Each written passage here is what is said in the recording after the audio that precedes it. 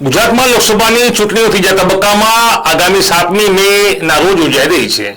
26 સીટો પર મતદાન થવાનું છે, ત્યારે ભારતીય જનતા પાર્ટી પોતાના તમામ 26 ઉમેદવારોની જાહેરાત કરી છે.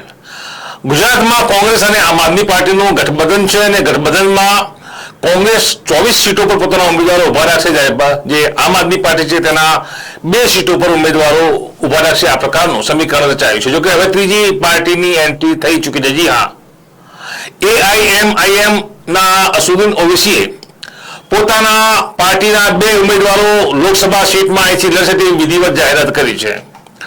અસુદ્દીન ઓવૈસીની પાર્ટીના જે 2 ઉમેદવારો છે તે ગુજરાતમાં ગાંધીનગર અને ભરૂચની સીટ ઉપરથી ચૂંટણી લડી રહ્યા છે. આ મહત્વની જાહેરાત છે. ટૂંક સમયમાં AIMIMના જે અસુદ્દીન ઓવૈસી છે તે વિધિસર પોતાના 2 ઉમેદવારો કોણ છે તેની જાહેરાત પણ કરશે અને આ બંને ઉમેદવારો ગાંધીનગર તેમજ ભરૂચ આ બંને સીટ ઉપર ચૂંટણી લડશે. અસુદ્દીન ઓવૈસી પોતાની બીબાકી માટે જાણીતા છે.